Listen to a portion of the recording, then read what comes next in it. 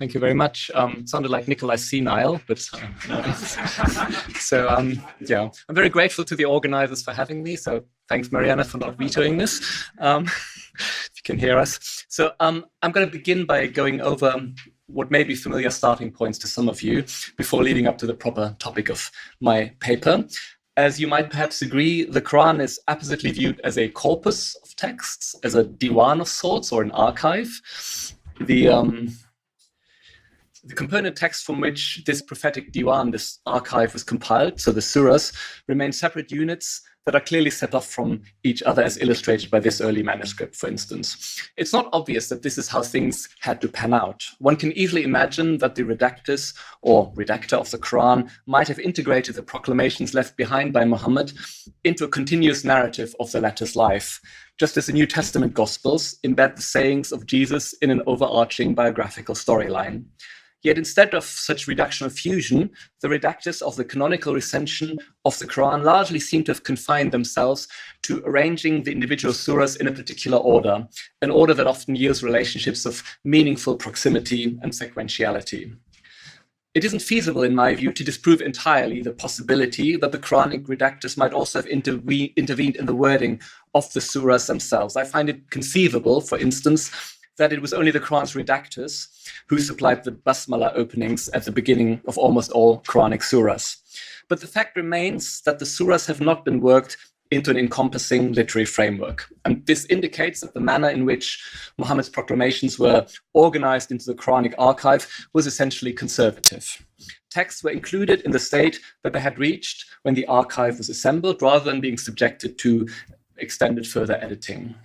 In other words, it seems highly likely to me that the surahs are literary units that precede compilation, rather than having been created only in the process of compilation. And that's, of course, not a novel point.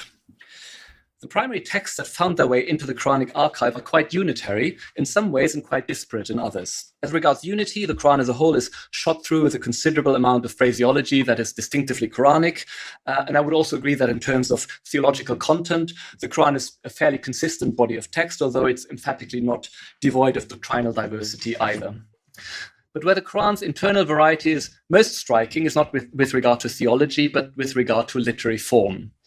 Most obviously, Quranic verse length is conspicuously variable. Verses range from a few words to, in some cases, well over 450 transliteration characters. And that forms a stark contrast with Arabic poetry, where meter ensures virtually consistent verse length. And it's important here to remind ourselves that the boundaries of Quranic verses are determined by rhyme or verse final assonance. So verses are an objective constituent feature of the Quran, just as they are an objective constituent feature of poetry. As I've noted in an earlier publication, verse length is actually much more consistent within individual surahs than across the Quran as a whole. And that illustrates that the textual units in the Quranic archive that are the primary bearers of differences in literary form are the surahs. Among other things, surahs vary in length and their opening devices and their structure, and I think we have a pretty good grasp of that now, thanks to the work of scholars like Neil Robinson, Angelica Neuwirth, among others. To me, one of the fascinating traits of the Quranic archive is the fact that it seems possible to reconstruct from its literarily diverse component parts a process of literary evolution. So despite weighty objections and questions that have been posed by Emmanuel and Gabriel, who are both here today, I am still persuaded by Behnam Sadeghi's pioneering argument that the Quranic archive points to a course of stylistic development during which the constituent verses of the surahs tended to expand in length as time went by. Now, if we stick to the conventional timeline of the Quran's nascency, so roughly 2 decades, then the rate of literary change we can reconstruct from the Quranic corpus must have been quite rapid. So within roughly a decade, it seems, we go from a text like Surah 99, Az-Zalzala, on the screen, a brief vignette of the moment of resurrection, to a text like Surah 12, an extended retelling of the biblical Joseph novella, running to over 100 verses. Muhammad's revelatory deliverances, therefore, exhibited a considerable degree of literary mutability, a propensity to literary shape-shifting that differs notably from the much greater formal stability of Arabic poetry.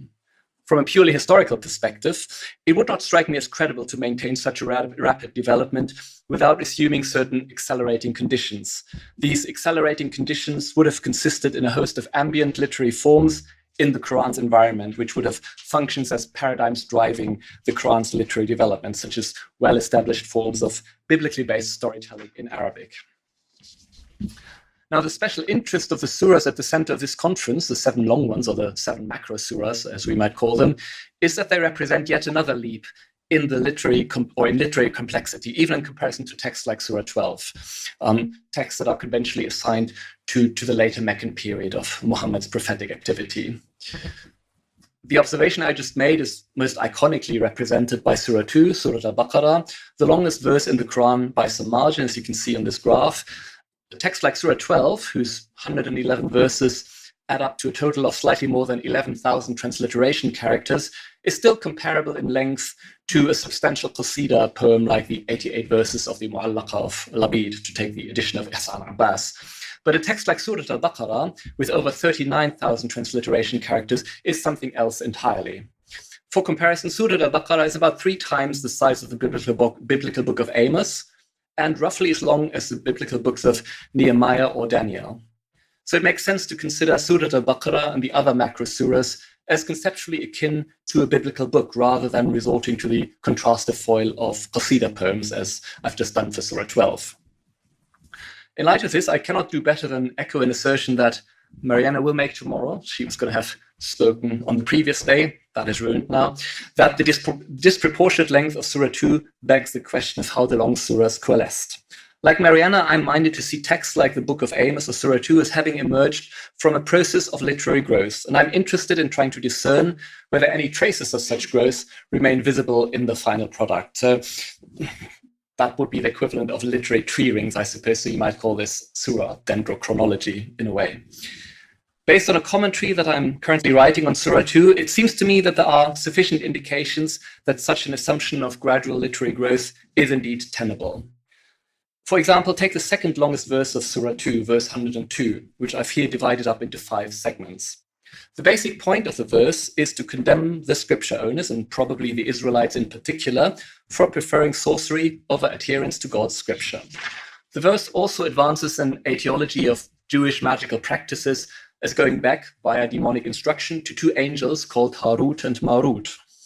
As also recognized by Paul Neuenkirchen, the length of this verse is anomalous. Running to 466 transliteration characters, verse 102 is more than 3 times the length of the previous verse, which is itself very close to Surah 2's average of 137 point something transliteration characters per verse. So a possible explanation for this state of affairs would be to conjecture that the current version of the verse is the result of one or several insertions. Such an explanatory approach is supported by the fact that the phrase Solomon himself was not guilty of repudiation or unbelief, rather it was the devils who were, in segment 2 on the slide, looks very much like it might be a secondary gloss on the preceding statement, which alludes to what the devils recited during the reign of Solomon. Now, on the back of various considerations that would easily fill a conference paper in its own right, I would imagine that verse 102 grew or coalesced in 3 steps. The nuclear version of the verse may have been limited to the beginning and the end of the verse as we have it, which fit together quite seamlessly. This nuclear version was then, I imagine, spliced apart by an insertion spelling out that Solomon, whom the Quran generally presents as a righteous recipient of divine favors and benefactions, must not be held responsible for the choice of some later scripture owners to abandon God's scripture in favor of magic.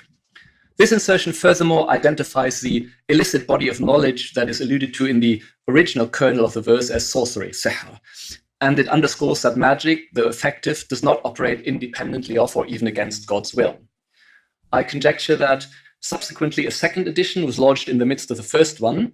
This second insertion clarifies that magical knowledge, like other knowledge, ultimately originates from revelation, via 2 angels serving as an instrument of divine temptation. The second edition also concretizes the magical law at stake by explaining that, for instance, it enables sorcerers to cause marital discord. I obviously can't expect you to be persuaded of my analysis of this verse, given that I've omitted a lot of detail, but I would hope that you will at least grant that my redactional model for this verse has prima facie plausibility, despite being pretty intricate. So what I would like to take away from this brief look at verse 102 is the idea that Surah 2 as a whole may be the outcome of fairly complex processes of literary expansion and revision. Mariana will tomorrow give us an idea of the technologies that may have sustained such redaction, meaning that we do not have to anachronistically imagine the Prophet or his scribes to have had access to modern word processing software in order for something like my hypothetical development of the Harut and Marut verse to be possible. Departing from such a general vantage point, I would therefore like to use the rest of this talk to sketch some general ideas about how Surah 2 may have reached its present size. Now, I just pointed out that the redactors of the Quran as a whole seem to have proceeded conservatively. They arranged pre-existing textual units into a running order, but did not work them into an overarching literary framework. My basic hypothesis for Surah 2 would be that this is a composition that exhibits a much less conservative editorial modus operandi. Specifically, I would like to make the tentative proposal that Surah 2 as we have it is a text that reached its eventual size and complexity by absorbing within it other and previously independent surahs. I'm assuming that most of this process happened under the auspices of Muhammad, but it would be conceivable for my redactional analysis of the surah to be correct, but my dating of it to be wrong. So that's a separate debate to be had. So let's begin with a look at the whole of Surah 2 before zooming in on specific parts. Relying on the work of other scholars, most notably Neil Robinson, I would subdivide the text into 4 main parts or panels. There is firstly a general prologue up until verse 39, which introduces 3 groups of people, believers, unbelievers, and then a third group of more ambiguous standing, those in whose hearts is sickness. Although these sick of heart may appear to be believers, they really aren't, according to this passage. This prologue is followed by an extended polemic against the Israelites and scripture owners up until verse 123 that Holger has just taken an in-depth look at. Then comes a section on the religion of Abraham and the change of the Qibla or the prayer direction, which takes us up until verse 152. So that's panel 3. And then the fourth and final part of the surah is a sizable corpus of quasi-legal commandments together with admonishments to militancy that occupies almost the entire half of the composition. What you have here is my current attempt at digesting into one diagram how I think Surah 2 may have evolved. And the starting point is an idea that was floated by Mariana in 2017, namely that what is currently the second major part of the surah, so the long polemic against the Israelites that starts in verse 40 and comes to an end in 123, that looks like an entirely credible surah in its own right. This anti-Israelite polemic is bounded by a very prominent literary bracket that induces a strong sense of closure in verses 122 and 123, and which has been discussed by Naveen Redha, among others. And such a double-braced bracket would certainly be very appropriate for a surah ending. Some precursor version of the second surah part may therefore have been the Baqarah, if you will, the original core around which secondary layers of text accumulated in a process that may well have taken several years. That's why the second major part of the surah has a little circled number 1 to the right hand side of my diagram, meaning that chronologically I conjecture that this is the nucleus of Surah al-Baqarah. So my current thinking is that this polemical surah then began to expand at the back end into what is now the third part of Surah al-Baqarah, which has a circled number 2. Like third parts, if you look at the text synchronically, but chronologically, this came second in my hypothesis. The resulting text would then have been prefaced by what is now the first part of the surah, which is circled number 3 at the top. And then finally, the composition would have attracted the material on law and militancy in what is now the fourth part, almost certainly in several stages. So that's why you've got a circle of number 4 for the entire second part. And within each of these parts, there's probably several steps, which I've tried to represent by indentation, but we won't have time to get into that. So in the remainder of this talk, I would like to focus on how the surah may have acquired its prologue. So on step 3 in my surah dendrochronology, if you wish. The first 40 verses of Surah 2, no, it's a long text, but it doesn't have 40 parts. The first 40 verses of Surah 2 have in fact presented scholars with a chronological puzzle. While the surah as a whole has a number of traits that very much suggest the Medinan date, the opening section in particular displays literary, thematic, and stylistic features that are strongly reminiscent of the Meccan period of the Quran, if you believe in Meccan and Medinan. We can talk about that later, Gabriel. Most importantly, the first 20 verses have a mean verse length that is almost half the surah average. And there is a close structural and lexical correspondence between Surah 2's opening verse groups and the beginnings of two Meccan surahs, Surahs 27 and 31, which I've tried to map out here. There are further Meccan parallels to other verses in Surah 2's opening panel, which my commentary documents in some detail, and 3 verses in particular are downright doublets of Meccan ones. So the preceding observations could be explained by positing that some of the material in the first panel of Surah 2 is Meccan, and that this Meccan material was subsequently recycled, if that is not too disrespectful a term, to serve as a prologue of a Medinan surah. In the course of this process, this older Meccan material might then have been combined with younger Medinan statements. And the prologue's younger Medinan layer would certainly have included the denunciation of the sick of heart in verses 8 to 20 of Surah 2, which I think anticipates and undergirds the polemic against the Israelites starting in verse 40, which is a point that Neil Robinson originally made, and Sarkis kind of convinced me that he's right there. Now, if there's indeed Meccan material in what is now the prologue of Surah 2, it does not strike me as very likely that such material would have consisted in fragmented verse scraps that were preserved outside of any compositional context, as Richard Bell famously imagined. I find it much more likely to assume that any Meccan material in Surah 2 would have been sourced from an integral surah containing a precursor version of part of Surah 2's prologue. So I'm surmising that an existing Meccan surah came to be reframed as part of Surah 2's opening panel and thereby ceased to exist as an independent composition. And then the question becomes, is it actually possible to reconstruct this hypothetical Meccan source text of Surah 2's prologue? Can we extract from Surah 2 as it stands a sequence of verses that would be plausible as an autonomous Meccan composition? And I believe that we can, although, of course, that only amounts to showing that my conjecture is possible. I mean, it doesn't show that it's the only possible model. So, for instance, I cannot claim to be able to refute the possibility that the entire prologue was more or less deliberately composed in what one might call a mechanizing style. But I do think that the result of the hypothetical extraction operation that I will try to perform actually yields a very plausible lost Meccan surah in more than one respect. So let me take you through the verses that might have made up this lost Meccan surah. I will baptize it Surah al-Andad, since 2 of the verses that it would, in my view, have included refer to supposed equals or Andad of God. As I've said, the first 7 verses of Surah 2, by and large, have a conspicuously Meccan character, with almost no diction or content that is distinctly Medinan. So most of these initial 7 verses of Surah 2 are obvious candidates for being part of our hypothetical, well, my hypothetical, hopefully your hypothetical, Surah al-Andad. But there's one exception to my statement that Surah 2's opening has almost no diction or content that is distinctly Medinan. This exception concerns verses 3 and 4, which praise those, I quote, who believe in the hidden and perform prayer and spend from what we have provided for them, and who believe in what was sent down to you and what was sent down before you, and have certainty about the hereafter. As I've already noted, the opening verses of Surah 2 have a clear structural parallel in the Meccan Surahs 27 and 31.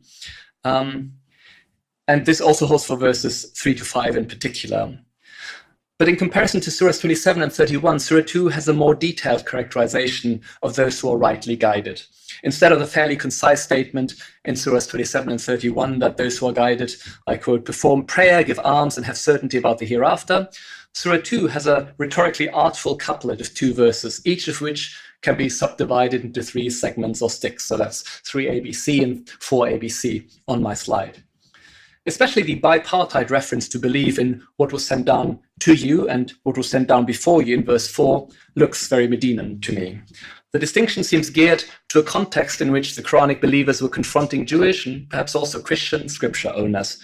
In the context of Surah 2 in particular, this bipartite formula of belief prepares the ground for some of the surah's later criticism of the Israelites, who are condemned for failing to recognize the divine provenance of the Quranic revelations. So they are judged against basically that yardstick. This line of thinking is confirmed by the fact that other Quranic instances featuring an analogous bipartite evocation of what was sent down to you or us on the one hand and what was sent down before you are all Medinan, in my view. So against this background, the pairing of belief in what was sent down to you and what was sent down before you was probably not part of the presumed ancestor version of what are now verses 3 to 5 of Surah 2. Instead, The putative precursor version of this passage could simply have been identical with the corresponding wording in Surahs 27 and 31, which is what I've put down on this slide. So the highlighted bit, that's where I actually depart from the extant text of Surah 2. I've already noted that I would consider Surah 2's extensive comments on the sick of heart in verses 8 to 20 to be part of a Medinan layer in the prologue that serves to prepare the ground for the criticism of the Israelites from verse 40 onwards. This means that our conjectured Surah al-Andad would have continued with verses 21 to 24, which open with the vocative, O people. Verses 21 to 24 were probably followed by 28 to 29. That is so, and I'll be very brief here, because verses 26 and 27, which aren't on my slide, provide meta-commentary on the presence of similes in God's revelations. And these comments do, I think, presuppose material in the passage on the sick of heart that I don't think was part of Surah al-Andad. Verse 25 could also be Medinan, so I've left it off my slide as well. So far, the sequence of topics in this hypothetical proto-surah would be comparable to the first 11 verses of the Meccan Surah 31. In both texts, we have an overture revolving around the contrast between the righteous and the sinners that segues into the theme of God as creator. This means that the thematic progression of my proposed proto-surah would conform to an extant Meccan proclamation, which provides a certain check on the textual surgery I have performed. It's also noteworthy, I think, that the second verse group of Surah al-Andad, consisting verses 21 to 24 and then 28 to 29 on the slide, is consistently formulated in the second person plural and is compellingly bounded by an inclusio that formed by the occurrence of the verb khalaqa, to create, in verses 21 and 29. So that's in transliteration for you. So this proto-canonical Surah al-Andad might then have continued with the retelling of the disobedience of Iblis and Adam in verses 34 to 39. Such a transition to narrative after the opening verse groups of Surah al-Andad would be structurally reminiscent of Surah 27, one of the two Meccan texts whose opening sections show close affinity with Surah 2. Following its opening verse group, Surah 27 transitions to a narrative section about Moses in verse 7. And both in Surah 27 and in Surah al-Andad, this transition to narrative proceeds via an elliptical use of idh with no main clause, which I've translated as remember when here. I think it's likely that the later Meccan surah that I've surmised to have been absorbed into Surah 2's prologue continues later in the text in verses 136 to 171. These verses take a momentary interest in the pagan repudiators, the mushrikun, who are otherwise not very prominent in Surah 2.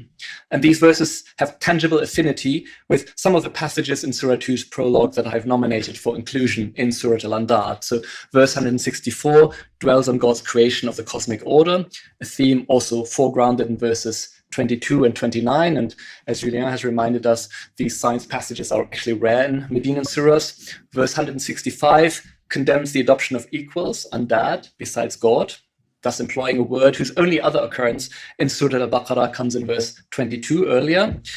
Verse 168 begins with the same vocative, O people, that also opens verse 21. And these are the only occurrences of this vocative in Surah 2. And verse 168 also, like verse 36 previously, refers to Satan or the devil, as shaitan, although I do need to acknowledge that Satan does come up in later verses of Surah 2, which I wouldn't assign to Surah al-Andad. So maybe that's a slightly desperate straw to grasp at. Now, you might object that the only thing I've really done is to stitch together a couple of verse groups from the beginning and middle of Surah 2 into something that looks passably Meccan. But it's by no means obvious that it should be possible to do this, I think. If you were to kind of randomly pick a surah that is usually dated to the Medina period, I would wager that the odds of carrying out such an extraction operation and ending up with a text that looks pretty much entirely Meccan are not high. Also, the proto-canonical surah that I've tentatively isolated from Surah 2 is not only phraseologically Meccan, but also structurally Meccan. It conforms to the frequent Meccan surah pattern described by Angelika Neuwirth that is built around the narrative middle section, which in the case of Surah al-Andad would be the brief Adam Iblis pericope in verses 34 to 39. And finally, the text that I've reconstructed is also stylometrically Meccan. So the 27 verses that I've allocated to Surah al-Andad up until and including verse 171, if we reconstitute them as I've just envisaged, will end up having a mean verse length of 98.81 transliteration characters. That places Surah al-Andad in between Surahs 31 and 39 on the one hand, and 34 and 12 on the other. And all of these are later Meccan texts according to the Surah chronology of Violent Nildike. Now, admittedly, a mean verse length of around 100 transliteration characters per verse, which is where my reconstruction of Surah al-Andad lands, would not as such be incompatible with a Medinan date.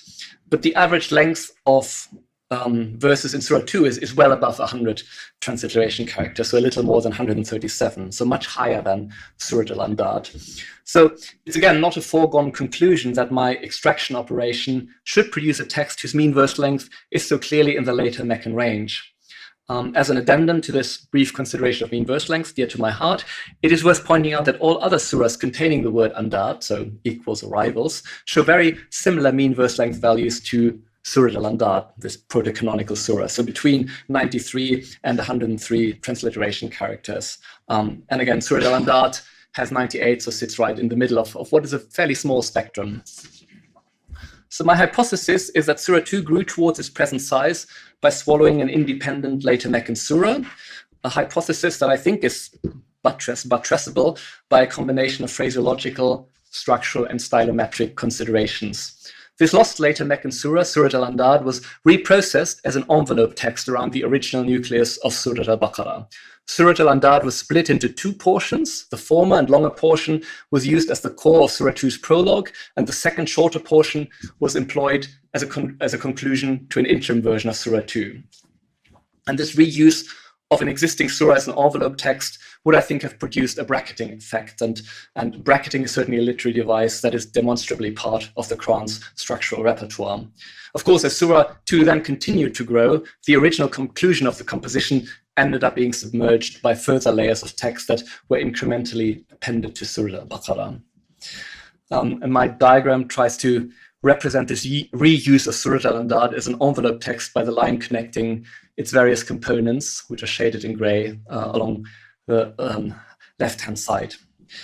My diagram also is supposed to convey my view that a similar analysis can be carried out for the fourth part of Surah 2. So much of the material on militancy that pervades the second half of Surah 2 can, in my opinion, be recompiled into what would be a perfectly credible standalone Medinan surah, which I would tentatively baptize Surah al-Sabʿ. Surah al-Sabṛ. Yeah. Just as with Surah al-Andad, the material I would assign to Surah al-Sabṛ does not only amount to a reasonably organic sequence of verse groups, but also shows structural conformity to a separately extant Quranic composition, which in this case is al-Saf 61. So I'm obviously out of time. I can't make this case in any detail, which is probably fortuitous. But what I do hope to have shown is that the final version of Surah 2 is likely to be an outcome of highly complex and also innovative redactional processes. And I'd like to just conclude with three brief follow-on remarks on this. So first, as I've written before, unlike Richard Bell, I would use such redactional work as definitely a form of artful literary composition, rather than a kind of sort of haphazard cobbling together. I mean, Shoaib earlier sort of implied that there's maybe an innate contradiction between a kind of a literary view on the Quran that looks for coherence and a redactional view. And I suppose in my work, I try to explore to what extent you can't hold those two perspectives in balance and apply both of them. Second remark, the kind of surgical splitting and grafting of text that I've posited must, I think, be envisaged to have taken place in writing. I mean, this is certainly not oral composition, I don't think. And thirdly, given the amount of space that Surah 2 devotes to polemical engagements with the Israelites, I'm minded to think that it was the confrontation with the Medinan Israelites or Jews that spurred Surah al-Baqarah's leap in Surah complexity. So in my view, the ultimate trigger for the gestation of Surah al-Baqarah and its growth well beyond the dimensions of any earlier Quranic proclamation could well have been the ambition of creating a Quranic equivalent to a biblical book and thus to match the scriptural legacy of the Medinan Israelites. And that's actually where Joe's remarks on these sort of structural parallels between Surah al-Baqarah as a whole and the Pentateuch, I think, would also sit very neatly in the argument. Thank you.